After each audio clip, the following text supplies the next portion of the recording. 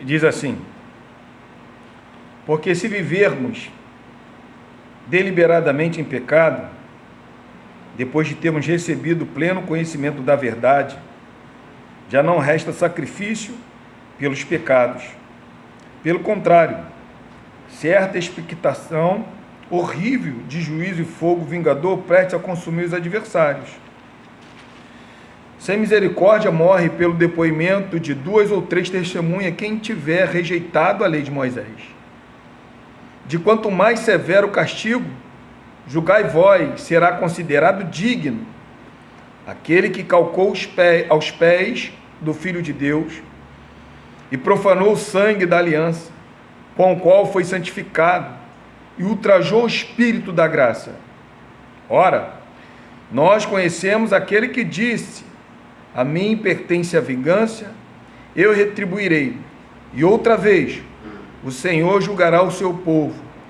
Horrível coisa é cair nas mãos do Deus vivo. Vamos orar. Senhor, obrigado pela tua misericórdia sobre a nossa vida. Se hoje nós estamos aqui, Deus,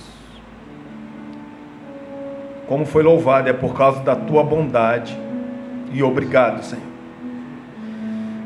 Reconhecemos, Pai, que a nossa mente, ela foi manchada, corrompida pelo pecado, Senhor, mas hoje, Senhor, é uma mente restaurada, Senhor, é uma mente santificada. Por isso nós oramos a Ti para que o Senhor continue iluminando a nossa mente, para nós entendermos mais a Tua palavra, meu Pai. Nos ajuda, Pai. Ajuda meus irmãos, Senhor, a entender, a compreender, Senhor, quem o Senhor é, o caráter, Senhor, que o Senhor irá mostrar, Senhor, no final dos tempos, meu Pai, no dia do juízo, Senhor. Ah, Deus querido, cria em nós um coração temeroso, Deus, que nós possamos saber, Deus, que nós estamos diante de um Deus vivo, que não dorme, que está acordado e alerta, e conhece, Senhor, o mais profundo abismo da nossa alma, meu Pai. Por isso, Senhor, se nesta manhã, meu Deus, pessoas estão aqui com o coração que ainda não foram regenerados, regenera, meu Pai, nos converta, Pai, cria em nós um arrependimento profundo, meu Deus, para que nós possamos viver para a Tua glória.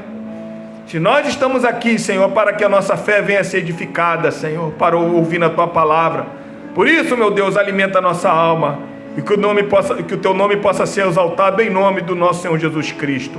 Amém, Jesus, e amém. Podem se assentar, irmãos?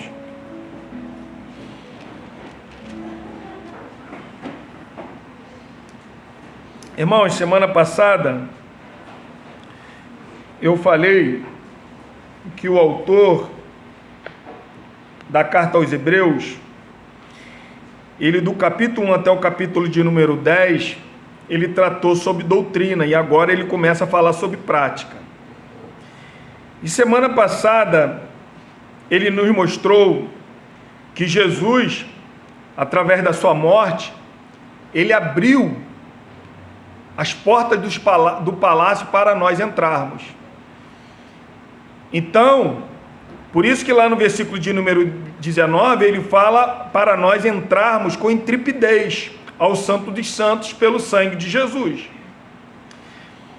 E eu falei aqui, eu expliquei aqui, que para nós entrarmos nesse lugar santo dos santos, qual era a nossa atitude, ou como que nós deveríamos estar neste lugar.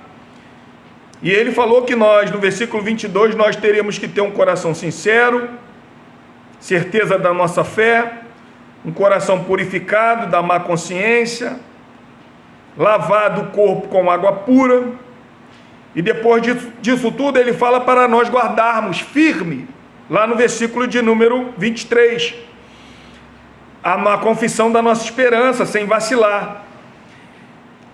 Aí ele no versículo de número 24, ele fala para a gente considerar uns aos outros, nos estimulamos, nos incentivamos uns aos outros, em amor e a boas obras, incentivando, alertando as pessoas. E no versículo 25, ele fala que nós não podemos deixar de congregar, como é de costume de alguns. Mas pelo contrário, nós temos que fazer a demonstração, tanto mais quando vede que o dia se aproxima. Ou seja, o dia está se aproximando, e aquelas pessoas que estão balançadas na fé, nós temos que admoestar essas pessoas, alertar essas pessoas, porque a vinda do Senhor se aproxima, o dia do Senhor se aproxima. Mas agora ele vai falar dessas pessoas que abandonaram a congregação. E ele vai nos mostrar a consequência de abandonar a congregação. Qual o perigo, irmão, de você abandonar a congregação? Se lembra, eu falei semana passada que é impossível de uma pessoa amar a Cristo e não amar a noiva. Então uma pessoa que não frequenta uma igreja, uma pessoa que não é membro de uma igreja, não está no corpo de numa comunhão de uma igreja, uma pessoa que acha que é melhor ela estar dentro da sua casa cultuando a Deus, ela está desprezando a noiva de Cristo e falando que está amando a Cristo. É impossível, porque Cristo, ele não vai vir buscar somente o indivíduo, ele vai vir buscar a sua igreja. Então nós que fazemos parte do corpo de Cristo, nós temos que amar Cristo e amar a sua igreja. Agora ele vai tratar as consequências. O interessante é que no versículo de número 26, o autor, ele vai se colocar, porque ele começa falando aqui, olha, se deixarmos de congregarmos, como alguns têm deixado de congregar, aí ele vai falar assim, olha, se vivemos deliberadamente em pecado. Irmãos, nós sabemos que a presença do teu irmão faz você frear o pecado. Você sabia disso? Ou não sabia? Você, preste atenção no que eu estou falando para você hoje. Quando você está próximo de um irmão crente, você toma cuidado nos seus pecados habituais, que a gente vai falar daqui a pouco. Por quê? Porque tem uma pessoa ali. Ainda que você saiba que Deus está te olhando, no nosso entendimento, a presença daquela pessoa cria mais temor do que a presença de Deus. Porque aquela pessoa está próxima de você. Um exemplo, se o irmão estiver do meu lado, eu dirigindo, um exemplo, eu avanço sinal, eu já não vou avançar sinal. Por quê? A minha consciência. O que esse irmão vai pensar? Então, a nossa comunhão, ela nos ajuda a gente ser santo. Porque a gente cria em nós, não é uma raiz, não é um temor que eu posso falar, mas um certo cuidado, É por isso que o autor está falando que aqueles que estão abandonando a Cristo, está se apostatando da fé, eles estão livremente pecando contra Deus. Eles não estão nem aí. No capítulo de número 6, versículo de número 4, lá no livro de Hebreus ainda, nós vimos que uma pessoa, de acordo com a palavra de Deus, ela pode perfeitamente ser uma pessoa que vive no nosso tempo, ou vive no nosso meio, como se fosse cristão, mas não é um cristão. A gente vai ver isso daqui a pouco. Por quê? Porque o autor aqui está dizendo que as pessoas que estão saindo aqui da igreja, eles estão vivendo de maneira deliberada. Quando fala aqui deliberada, são pessoas que estão se apostatando da fé. E a Bíblia, ela nos mostra, dá nome de pessoas que se apostataram da fé. Judas se apostatou da fé. Quando Paulo ele vai escrever para Timóteo, primeira e a sua segunda carta, ele dá nome dos homens que se apostataram da fé. Alexandre, Emineu, Fileto. Quando ele vai falar para Colossenses, quando ele escreve para Colossenses, ele fala assim, ó, o meu cooperador Demas. Mas no final da carreira do apóstolo Paulo, quando ele estava preso lá na prisão em Roma, aonde que não sairia mais, dali sairia somente para entrar e viver no palácio celestial, Paulo ele está escrevendo para Timóteo, está falando assim: Timóteo, vem depressa comigo, porque todos me abandonaram, inclusive Demas, que amou o presente século e foi para Tessalônica.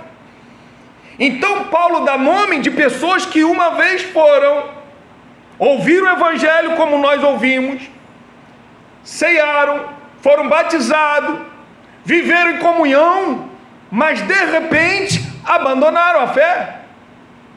E o autor aqui, ele está escrevendo, é um pastor que está olhando para a igreja e observando um perigo. É por isso que ele está escrevendo essa carta, o perigo da apostasia. E aqueles irmãos que se apostatatam da fé, eles não vão ver um Deus bonzinho. No juízo, eles vão ver um Deus vingador, e é isso que o autor está dizendo, um Deus vingador. Olha o que ele fala, irmão, no versículo de número 26, porque se vivermos deliberadamente em pecado, depois de termos recebido pleno conhecimento da verdade, já não resta mais sacrifício pelo pecado. O que é deliberar?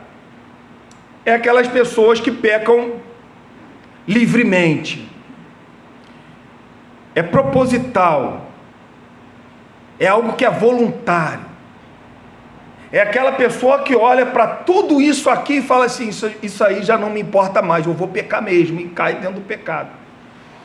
Ela olha para Cristo como se Cristo não fosse nada, e ela vai mergulhar no pecado, ela vai abandonar. O que está acontecendo aqui? Os judeus estavam abandonando o cristianismo, voltando para a antiga religião, e o autor está dizendo assim: olha, eles estão pecando de maneira deliberada, ninguém está forçando eles a abandonar a Cristo, eles estão abandonando porque querem. Por quê? Eles já conhecem a verdade. Para se ter uma noção, essa palavra aqui, deliberadamente, ela aparece somente 2 vezes na Bíblia, aqui e lá em 1 Pedro capítulo 5, versículo 2. Olha o que diz em 1 Pedro capítulo 5, versículo 2, irmão. Olha como é que é traduzida lá a mesma palavra.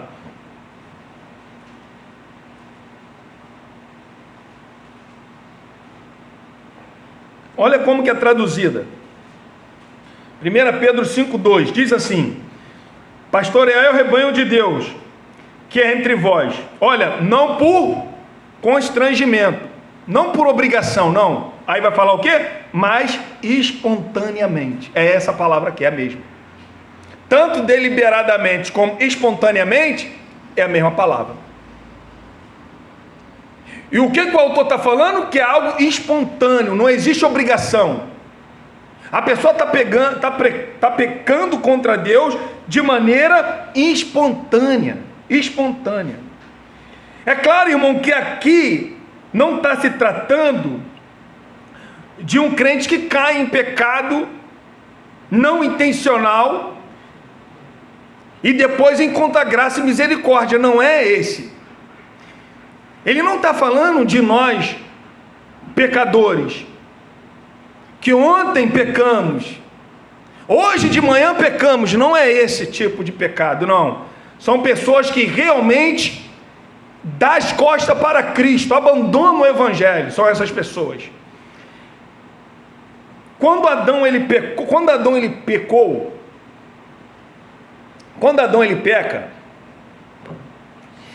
existem 2 coisas que acontecem de imediato na vida de Adão, conforme Romanos capítulo 5, versículo 2 vai nos ensinar. 2 coisas.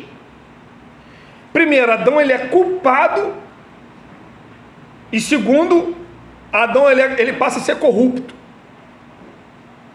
Existe uma corrupção agora na vida de Adão. Corrupção para quê? Para o pecado, para o erro. Então Adão ele é culpado, e agora a sua vida também passa a ser uma vida de corrupção, uma vida de pecado, uma vida que vai gostar agora de pecar, uma vida que antes não sabia o que era pecado, agora sabe o que é pecado, e agora não tem mais forças para evitar o pecado. Corrupção. Mas quando nós fomos salvos pela graça, essas 2 coisas que Adão, por ser o nosso pai administrativo ou pai judicial, nós carregamos, por causa do pecado de Adão, quando Cristo ele nos salvou, essas duas coisas, que a culpa e a corrupção, Cristo ele apagou isso. Por quê? Hoje nós não somos mais culpados, nós somos justificados, não existe mais culpa entre nós. E nós não temos mais uma mente corrompida, hoje a nossa mente é santificada. Então essas duas coisas que no passado, por causa do pecado de Adão, estava operando em nós, hoje em dia isso não faz mais parte.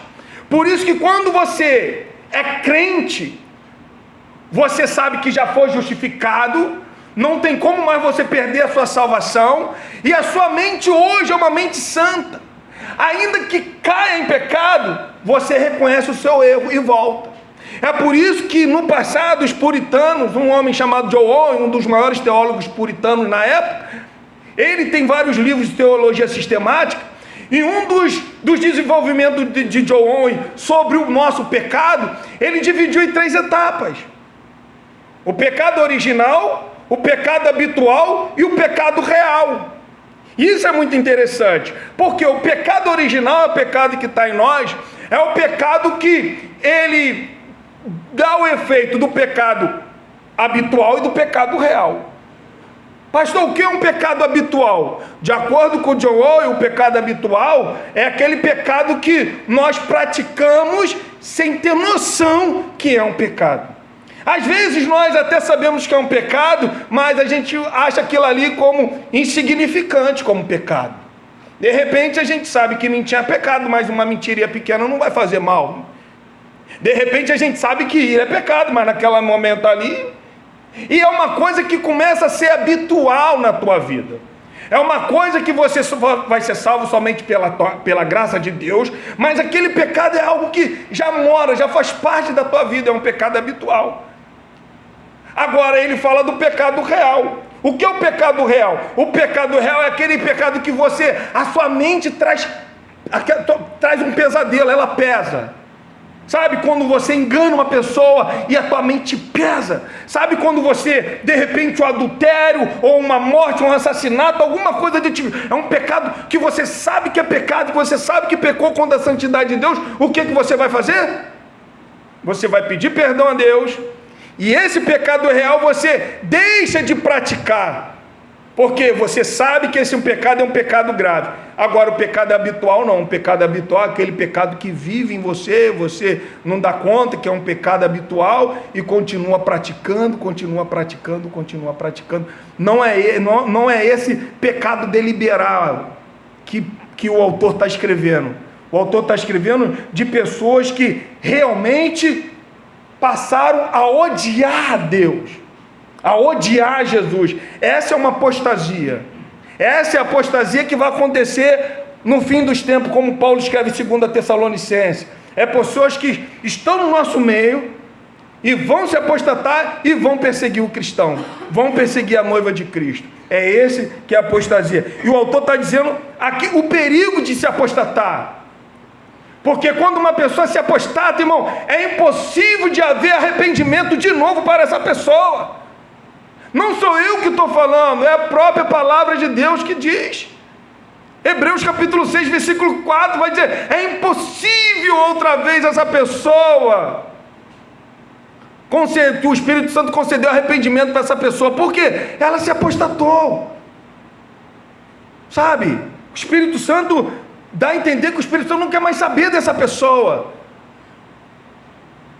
Por isso, irmão, que nós não podemos brincar. Temos que tomar cuidado, porque quando o autor está dizendo aqui, está dizendo, entenda bem, ele está falando que pessoas, quem já viu algum milagre aqui? Fala para mim, quem já viu algum milagre? Milagre, eu estou falando milagre, não estou falando essas dor de cabeça, não, estou falando milagre. Quem já viu aqui? Quem já viu aqui um morto ressuscitar aqui? Quem já viu? Quem já viu? Alguém já viu, mas eu acredito que aqui não, mas aqui essas pessoas viram. Eu estou falando de pessoas que presenciaram. Esses homens que estavam se apostatando da fé aqui, presenciaram. Esses homens ou essas mulheres, esse povo que estava saindo das suas congregações aqui, se apostatando da fé, são pessoas que tiveram presente com os apóstolos, viram tudo, e assim mesmo se apostataram da fé. É por isso que o autor está falando que depois deles ter conhecido a verdade, conheceu a verdade, andou no nosso meio, estava como a gente aqui, cultuando a Deus, batizado, participavam da ceia, pregavam, falavam das boas novas, conheceram a verdade, é o que o texto diz. Eles estão vivendo de uma maneira livremente em pecado, depois de ter recebido o pleno conhecimento da verdade. Irmão, o que eu quero falar com você? Entenda bem o que eu vou dizer nesta manhã. A gente pode até conhecer a plena verdade, mas será que a verdade nos conhece? Já parou para pensar? Porque Cristo, Ele disse, tanto em Mateus 7 quanto em Mateus 25, tanto naqueles homens quando vai falar nos últimos dias, Senhor, Senhor, em teu nome nós fizemos, profetizamos, Ele vai falar, eu não conheci vocês. Mas aqui o autor está dizendo que eles conheceram a verdade. Como pode eles conhecer a verdade, mas naquele dia Cristo vai lá, eu não conheço vocês.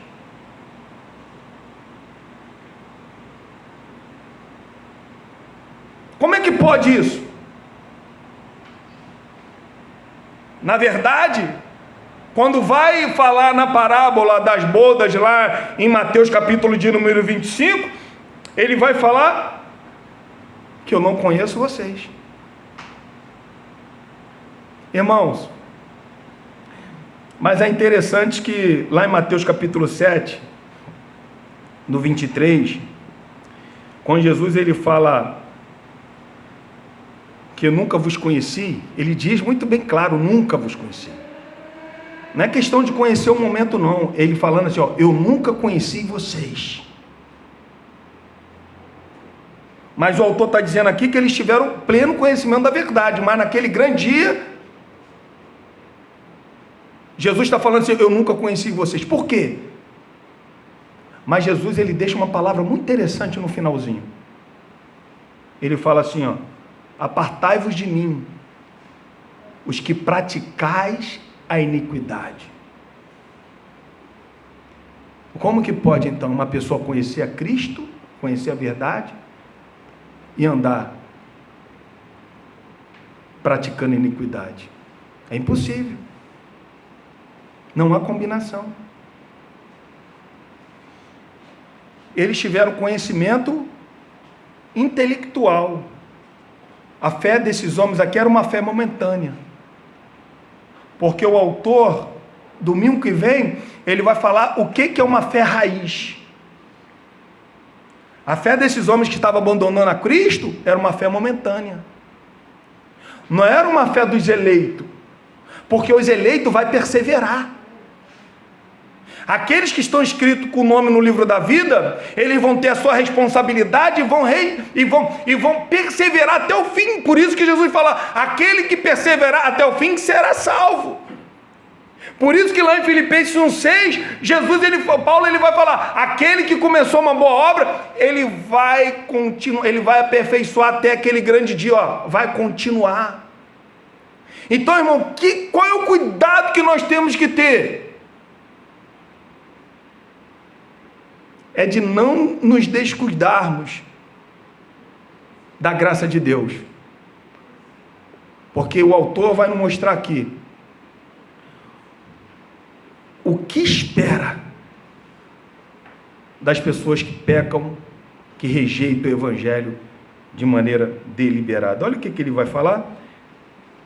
Se uma pessoa vive de uma maneira deliberadamente em pecado, depois de ter conhecido a verdade, não resta mais o quê? sacrifício pelos seus pecados. Claro que não vai restar.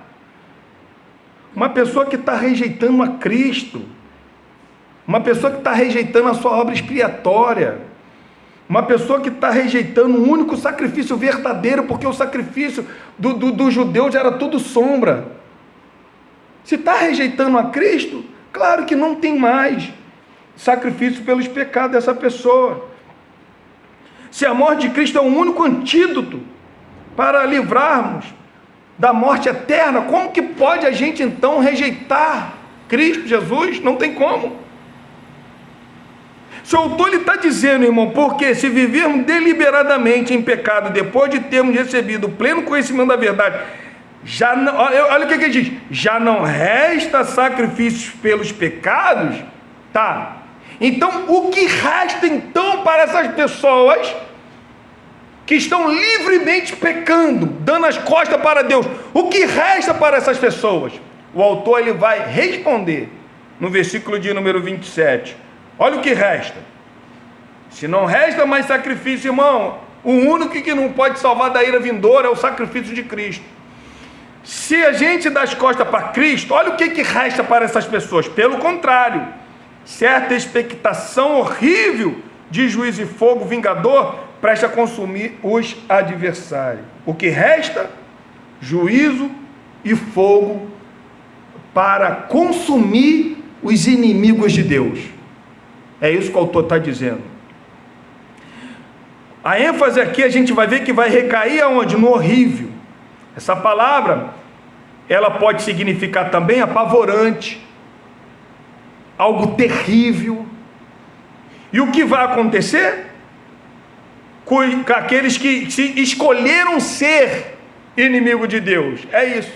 As pessoas que escolhem ser inimigo de Deus, o que vai acontecer com essas pessoas?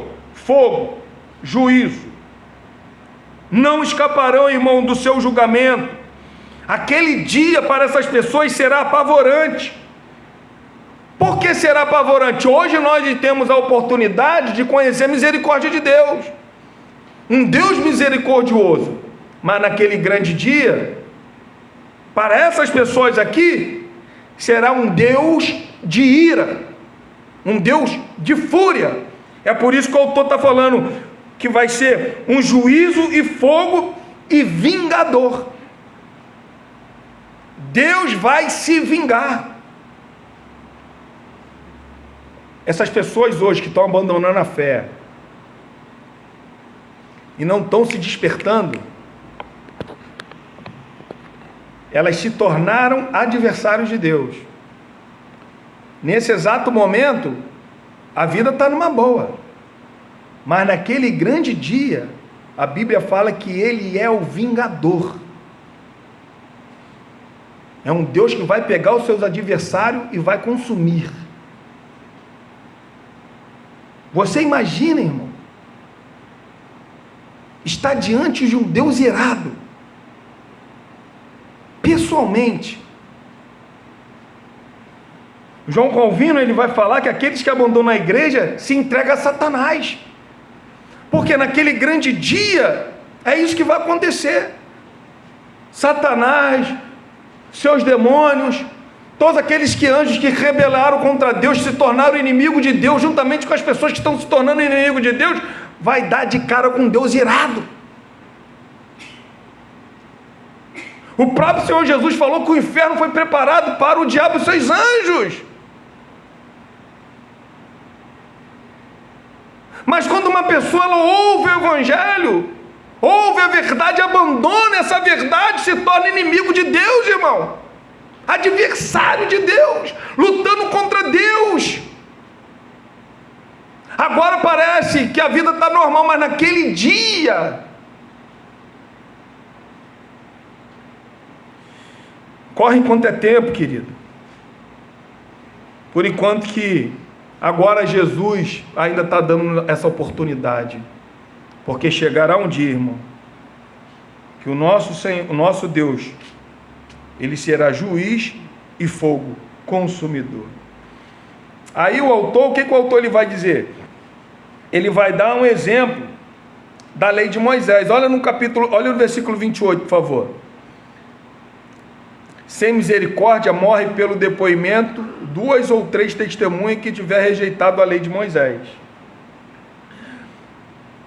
No Antigo Testamento, irmão, ou na Antiga Aliança, era feita uma distinção entre pecados cometidos involuntariamente e os pecados cometidos intencionalmente. Então tinha pecados que era cometido involuntariamente. Para esses pecados tinha sacrifício e perdão. Mas aqueles pecados que eram cometidos de maneira intencional, não existia perdão. Abre comigo, irmão, Deuteronômio capítulo 17, versículo 2 ao 5. É por isso que o autor, no versículo 28 que nós estamos lendo de Hebreus, ele fala que é sem misericórdia. Por quê? É pecado que não existe apelação para a sentença.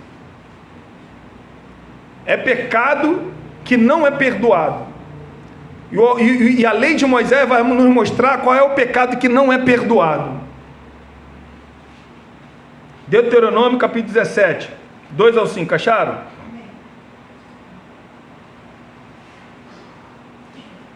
Quando no meio de ti, em alguma das suas cidades, que te dá o Senhor, teu Deus, se achar algum homem ou mulher, que proceda mal aos olhos do Senhor, teu Deus, transgredindo a sua aliança, que vá e sirva a outros deuses, os adore, ou ao sol, ou à lua, ou a todo o exército do céu, o que eu não ordenei, e te seja denunciado, e ouvires, então indagarás bem, e eis que sendo verdade, e certo, que se fez tal abominação em Israel, então levarás um homem ou a mulher que fez este malefício às tuas portas, e os apedrejarás, até que morram, por depoimento de 2 ou 3 testemunhas, será morto o que houver de morrer, por depoimento de uma só não morrerá. Ou seja, uma pessoa que fosse abandonar o Deus de Israel e se prostrar diante de outro deuses, ele seria morto apedrejado como exemplo. Mas o perigo, aqui está o perigo do apóstata. Olha só o perigo de uma pessoa que se apostata. Abre comigo em Deuteronômio capítulo 13. Aí ele vai envolver um sentimento mais íntimo ainda. Olha o que ele diz. Acharam?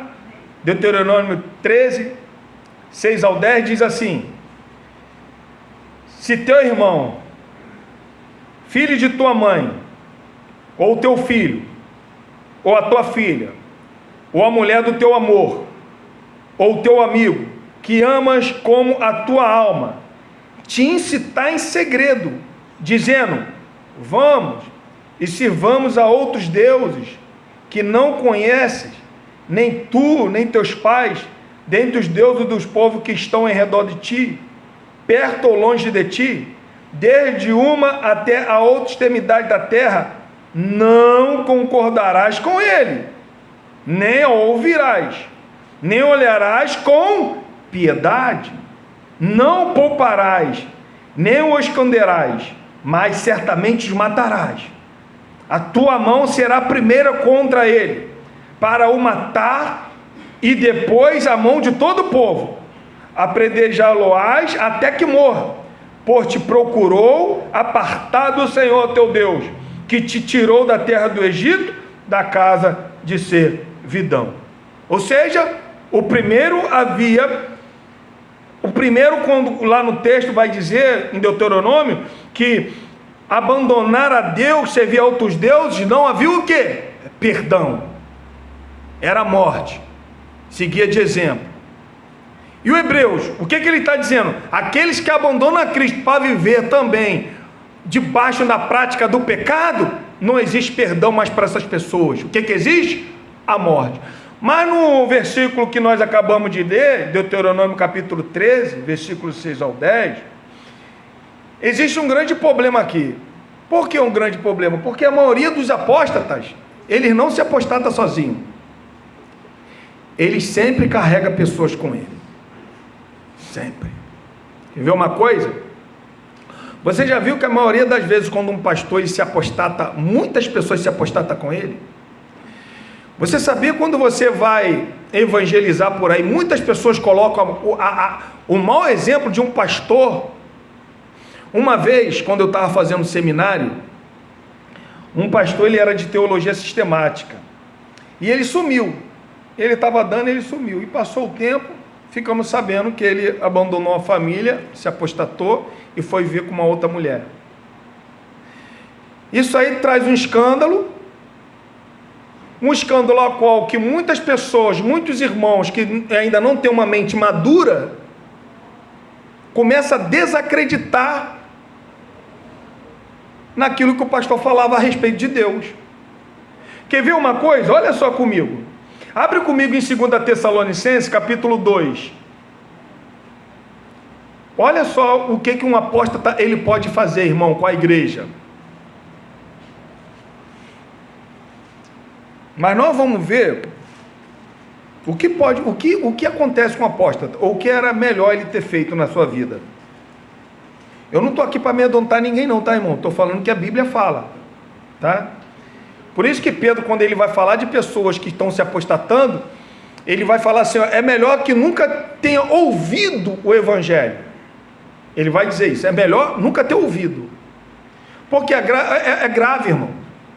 E o que esse pastor da igreja de Hebreus aqui, dos Hebreus, ele está ensinando, ele está incentivando a pessoa, ele está exortando, ele está demonstrando essas pessoas a acordarem para o perigo que está correndo. Acharam? 2 Timóteo 2. Hã? Não, é 2 Timóteo. 2 Timóteo. Eu falei Tessalônica? Misericórdia, irmão. 2 Timóteo 2. Paulo está escrevendo para Timóteo ter cuidado com as contendas, e ele vai mostrar o que certas pessoas estão fazendo com a igreja. Olha o que ele vai dizer. Além disso, acharam aí? 2,18. Além disso, a linguagem deles corrói como câncer, entre os quais se inclui Emineu e Fileto. Estes se desviaram da onde? Asseverando o quê? Que a ressurreição já se realizou. E o que eles estão fazendo, irmão? O que eles estão fazendo? Pervertendo a fé de alguns. Alguns estavam o quê? Acompanhando esses apóstatas. Até aí você vai falar para mim assim, Alex, o que Paulo está falando, que essas pessoas tinham fé, criam verdadeiramente em Cristo, e agora estão sendo pervertidos, estão abandonando a fé. Por quê? Versículo 18, finalzinho, vai dizer, estão pervertendo a fé de alguns. Mas Paulo ele não para por aí. Olha no versículo 19 o que acontece. Entretanto, o firme fundamento de Deus permanece, tendo este selo. O Senhor o que, irmão?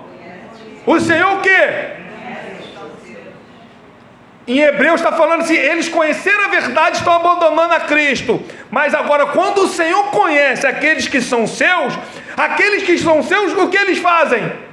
Paulo continua, o Senhor conhece os que lhe pertencem.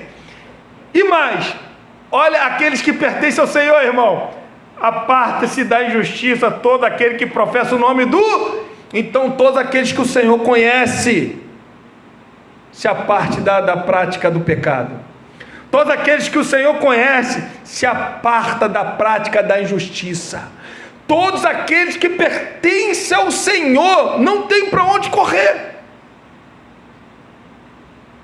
Não existe meio termo nesse mundo. Ou pertencemos a Deus, ou pertencemos ao diabo. Não tem outro termo. Não tem como você falar que não quer nenhum nem outro. Não existe isso. É por isso que Paulo está falando. Estão pervertendo a fé de alguns, não estão? Estão abandonando, não estão?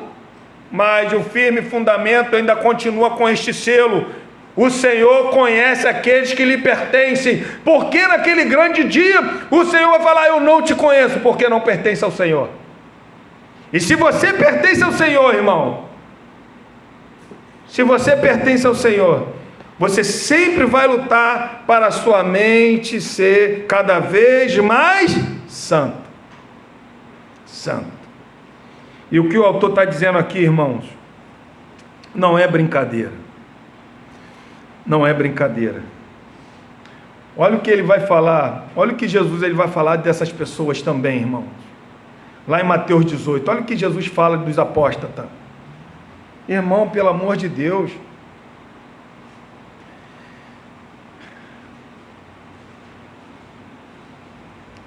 a palavra de Deus,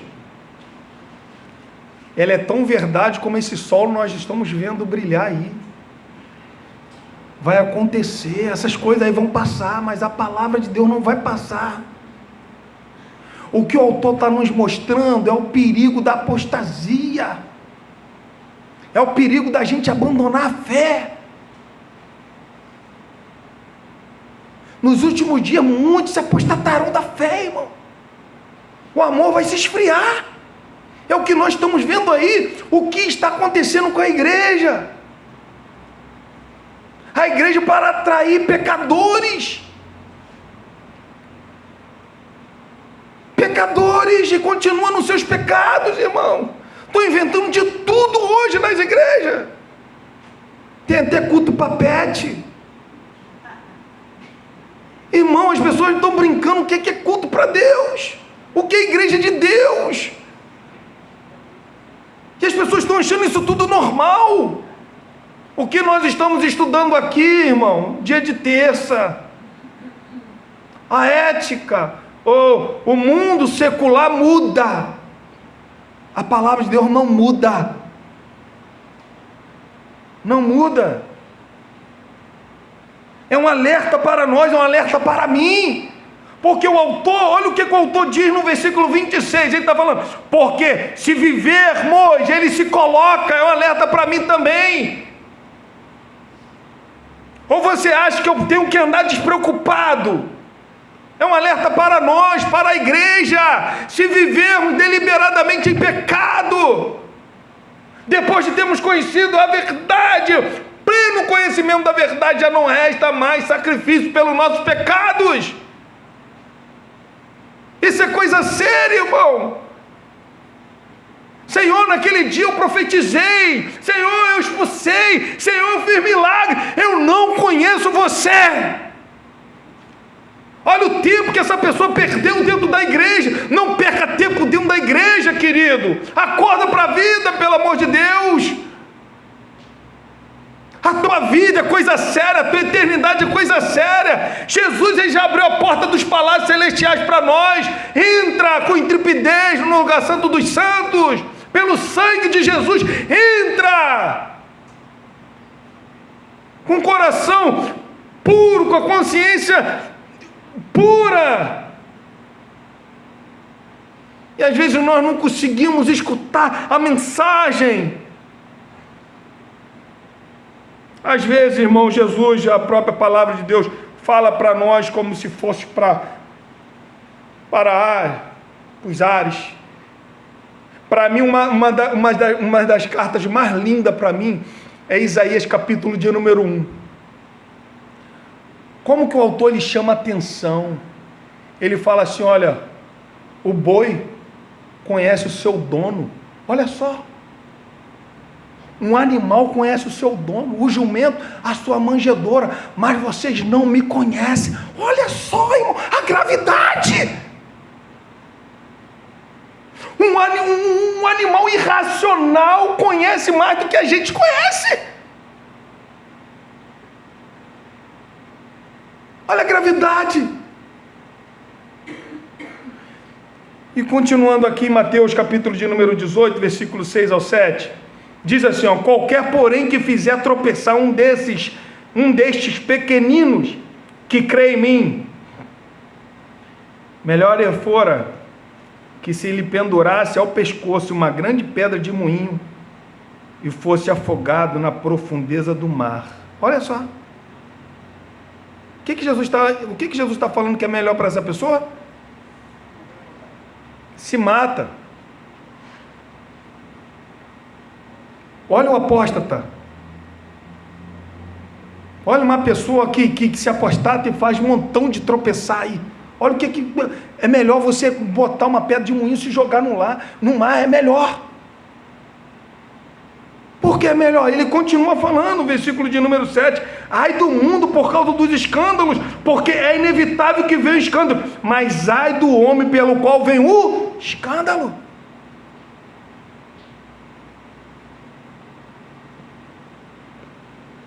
É melhor. O que Jesus fala é melhor. Se eu lá na frente lá abandonar a fé, me prostrar, é o que Jesus está falando. Alex, pega agora uma pedra, coloca agora no teu pescoço e se joga. Morre agora, do que lá na frente tu trazer escândalo. É melhor morrer agora, é melhor você suicidar agora, do que morrer trazendo escândalo. Por isso que ele fala, ai do homem que enviou o escândalo. Não sou eu, não é um homem, não é o imperador que está falando isso, é o Deus que está falando isso. Ai do homem. Ai do homem, ai da mulher que vinha ao escândalo. Continuando, irmãos, Hebreus capítulo de número 10, versículo 29. Se ele está falando que pela lei de Moisés eles recebem sem misericórdia a morte, eles são mortos, olha no versículo de número 29. De quanto mais severo castigo julgai vós, será considerado digno aquele que calcou aos pés o Filho de Deus, e profanou o sangue da aliança com o qual foi santificado, e ultrajou o Espírito da graça. Olha só. Mais uma vez aqui o escritor, ele vai empregar um contraste. Lá no capítulo 2, versículo 2, ele aplica um contraste. Aqui, ele aplica de novo o mesmo contraste. Ele está falando, se na lei eles receberam o justo castigo, imagine agora o que eles estão fazendo com o Senhor. Se aquelas coisas que eram figuras e sombras, eles receberam o justo castigo, imagine agora com aquilo que é real. O que será desse povo? É por isso que Pedro ele vai falar, é melhor nunca ter conhecido o Evangelho. É melhor ser surdo, é melhor uma pessoa que morreu, que nunca ouviu o Evangelho, está numa situação melhor do que aqueles que ouvem o Evangelho e das costas, do que aqueles que tiveram pleno conhecimento da verdade e deram as costas. É o que o autor está dizendo aqui, versículo de número 29. Por quê? O escritor aqui ele vai abordar, irmão, 3 formas de linguagem aqui para falar de um apóstata. O primeiro ponto ele vai falar assim, olha, de quanto mais severo o castigo julgai vós, será considerado digno, aí digno, aquele que calcou aos pés o Filho de Deus. Primeiro ponto, o que é calcar? O que é calcar aos pés? Significa pisar, significa atropelar, significa passar por cima. Um exemplo, quando tem algum inseto te incomodando, o que é que você faz? Você bate nele, aí ele cai no chão, o que é que você faz? Você vai lá e pisa nele. Um apóstata, ele está fazendo isso. Um apóstata, ele está pegando aquele Cristo que foi exaltado à direita de Deus, e está colocando debaixo dos seus pés e está pisando. De uma maneira figurada, é claro. É isso que o apóstolo está fazendo. É o que ele está falando. De quanto mais severo o castigo. De quanto mais severo o castigo. Olha o que o autor está falando. Mais severo o castigo. Aquele que calcou aos pés o Filho de Deus, Segundo ponto, ele vai falar o quê? Você vai vendo, irmão, que o autor ele está o quê? Ele está intensificando a ingratidão da pessoa.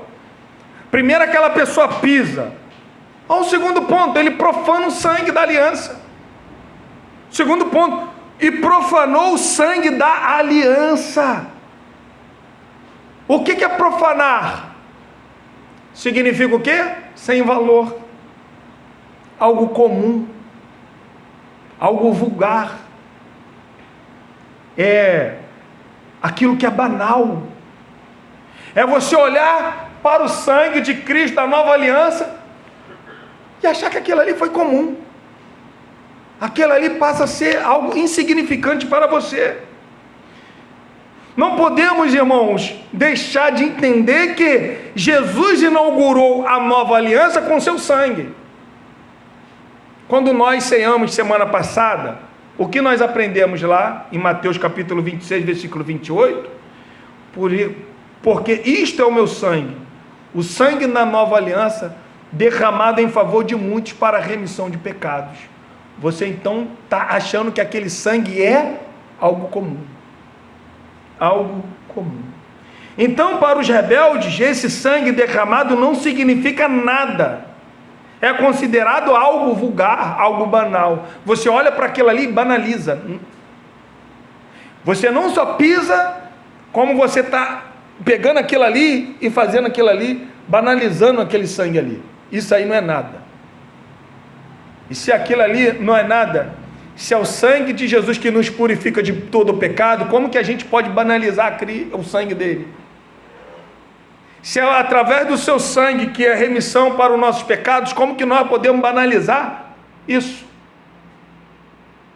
Outro ponto que ele vai falar também, um terceiro, ele vai falar que ultrajou o Espírito da graça. O que é ultrajar, irmão? Ofender gravemente a dignidade, afrontar, desonrar. Então o escritor ele chama o Espírito da graça pelos efeitos que ele produz.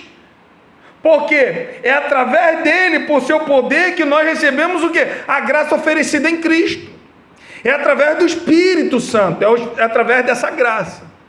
Então, estávamos mortos nos nossos delitos e pecados. Quem nos deu vida? Ele. Ele iluminou a nossa mente, Ele regenerou o nosso coração, Ele nos justificou, Ele está nos santificando. E como que pode então agora nós estarmos desprezando o Espírito Santo? Não tem como. Então uma pessoa que pisa no Filho de Deus, calca. Uma pessoa que pega o sangue da nova aliança e profana, como que essa pessoa então agora vai valorizar o Espírito Santo de Deus? Não tem como. Ele está ultrajando, ele está ofendendo o Espírito Santo. E quando ele ofende o Espírito Santo, irmão, Jesus ele falou que é um pecado imperdoável, não tem perdão. E nós sabemos, irmão, que existe 3 exortações negativas a favor do Espírito Santo na Bíblia. 3 exortações negativas a favor do Espírito Santo.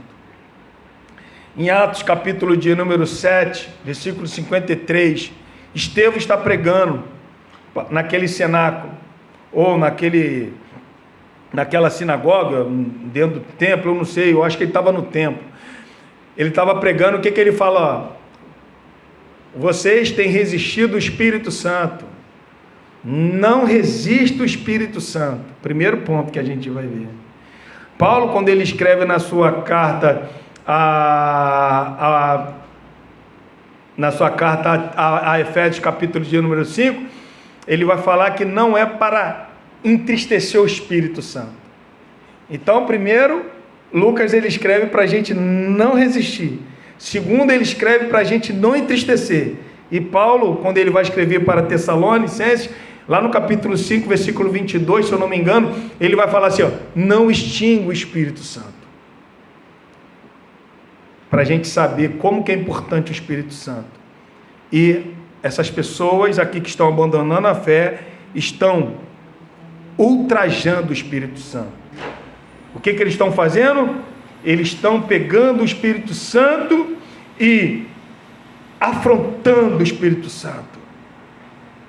rejeitando o Espírito Santo. E Paulo e o autor está dizendo assim, quanto mais castigo será para essas pessoas que estão fazendo essas coisas com Cristo e com o Espírito Santo. Agora, irmão, o escritor, ele vai demonstrar o caráter de Deus. Olha como é que ele descreve o caráter de Deus, versículo de número 30. Ora, nós conhecemos aquele que disse: a mim pertence a vingança, eu retribuirei, e outra vez o Senhor julgará o seu povo. Horrível coisa é cair na mão do Deus vivo. Irmãos, estudamos aqui Romanos capítulo 12, e nós aprendemos aqui, quem acompanhou a aula, viu que quando Paulo ele pega esse mesmo texto do Antigo Testamento e aplica lá para os Romanos, o que ele está nos ensinando ali? Para a gente entregar a nossa ira a Deus. Por isso que ele fala, não vos vingueis a vós mesmo, né? Mas deixai a ira para Deus. O que nós aprendemos? Que é para a gente, então, quando uma pessoa te fazer algum mal, não é para você se irar, é para você, aquela ira que ia vir em você, você entregar a Deus, porque Deus é o Deus de ira, é o Deus que vai julgar. Não é isso que nós aprendemos? Deus, então, o Deus da ira, é o Deus que vai julgar. Entenda bem, Deus ele vai julgar quem? Aquela pessoa que me fez mal. Então, uma pessoa que te faz mal, e você pega e não se vinga, mas entrega a ira para Deus, que ele julga todas as coisas.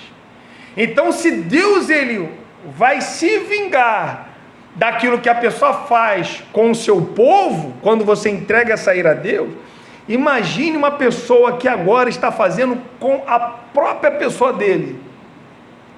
Se Deus ele está se vingando daquelas pessoas que te fazem mal, imagine agora o que ele vai fazer com aquelas pessoas que estão fazendo mal a ele. O Hebreus agora, o autor aqui, ele pega aquele texto e agora aponta para Deus. Ele vai ser o vingador daqueles que estão fazendo mal a ele. E quem ele é? Ele é o Deus da vingança. O que ele vai fazer? Ele vai retribuir. Por que ele vai retribuir? Aí ele ensina, irmão, um sinal de mais do que vermelho, mais do que amarelo. Ele vai falar assim, horrível coisa é cair na mão de um Deus vivo. Olha o que aqui está, horrível coisa.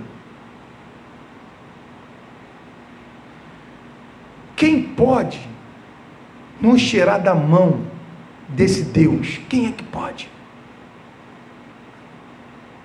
Será que naquele grande dia alguém vai poder, irmão, tirar esses apóstatas da mão de um Deus vivo? Olha o que o autor está dizendo, é horrível coisa cair na mão desse Deus. É um sofrimento eterno, irmão. Porque ele fala que é um Deus vivo, porque ele está mostrando que Deus ele é um Deus que está vendo. Ele não está morto, ele está vendo. Se lembra, a gente está lendo aqui Apocalipse, olha o que ele está vendo, o que a igreja está fazendo. Aqueles homens não estavam vendo, ele está mandando, João, escreve aí, João, olha o que está acontecendo com a igreja, porque ele é como chama de fogo, ele passeia no meio da sua igreja. Então ele é um Deus vivo, ele vê. É isso que o autor está dizendo, ó, ele não está morto, ele está vendo, ele é vivo, ele está vendo. Esse Deus vivo, irmão, ele pode fazê-lo feliz eternamente. Ele pode nos fazer feliz eternamente, mas também ele pode nos fazer sofrer miseravelmente por toda a eternidade. E esses apóstatas, eles vão sofrer por toda a eternidade. Por isso, irmão, é horrível cair na mão do Deus vivo, de pisar no filho dele, desprezar o sangue que ele derramou e ultrajar o Espírito da graça. Isso é horrível. O que vai acontecer com essas pessoas? Cair na mão do Deus vivo. E quando cair na mão do Deus vivo, no versículo 27, fala que ele é juiz e fogo. Essas pessoas vão morrer espiritualmente. Acabou para elas. Por isso que Jesus fala, quando ele fala que o que adianta o homem ganhar o mundo inteiro e perder a sua alma? O que dará em troca a sua alma a este homem naquele grande dia? O que ele vai dar em troca? Então, querido, isso aqui hoje foi uma mensagem de alerta para nós. Fique alerta. É aquilo que eu falei. Esses homens aqui que se apostataram da fé foram pessoas que viram coisas muito mais poderosas do que nós vimos. Pessoas que presenciaram coisas fantásticas. Porque olha só aqui, abre comigo e vamos finalizar. Capítulo 2, versículo de número 4.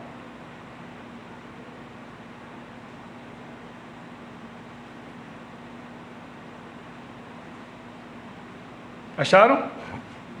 Dando Deus. Vamos ler o 3. Eu vou ler o 1, tá? O 1 e a gente vai finalizar. 1 ao 4. Por esta razão importa que nos apeguemos com mais firmeza às verdades ouvidas, para que delas jamais nos desviemos. Se, pois, se tornou firme a palavra falada por meio de anjos, e toda transgressão e desobediência recebeu o justo castigo, como escaparemos nós se negligenciarmos tão grande salvação? A qual, tendo sido anunciada inicialmente pelo Senhor, foi-nos depois confirmada pelos que a ouviram, dando Deus testemunho juntamente com eles, por sinais, prodígios e vários milagres, e por distribuição do Espírito Santo, segundo a sua... Então essas pessoas, elas presenciaram, viveram com pessoas que participaram desse grande avivamento que houve na época da igreja primitiva, mas estavam abandonando as suas congregações. Não abandone a congregação. E não fique na congregação por ter medo desse dia. Fique no meio da congregação porque ama o esposo e ama a noiva. Porque aqueles que têm medo do inferno irão para o inferno. O que nos livra do inferno é o nosso amor por Jesus Cristo. Somente isso pode nos livrar. Muitos aí crê somente, e crer não é suficiente para nos livrar do inferno. Por que, Alex? Isso é heresia. Não. Os demônios também creem e temem. A Bíblia fala que a gente vai ser discípulo de Cristo quando nós amamos a Ele e os seus mandamentos. Então, crê e ama a Ele. Amém? Vamos se colocar de pé.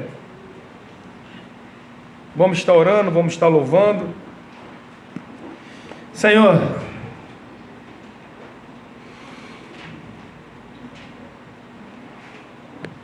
nós precisamos muito do Senhor, meu Deus. Carecemos de Ti. Segura nossas mãos, Pai. Somos pecadores, somos falhos, mas Te amamos, Senhor. E sempre vamos carecer do Teu perdão. Nesta manhã, Senhor, foi falado aqui sobre apostasia.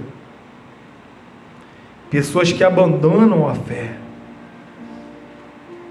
Pessoas que pisam no Seu Filho, Deus. Pessoas que profanam o Seu sangue. Pessoas que afrontam o Espírito Santo, meu Pai. Tenha misericórdia de nós, Pai. Cada um de nós que estamos aqui nesta manhã de domingo, ouvindo essa palavra,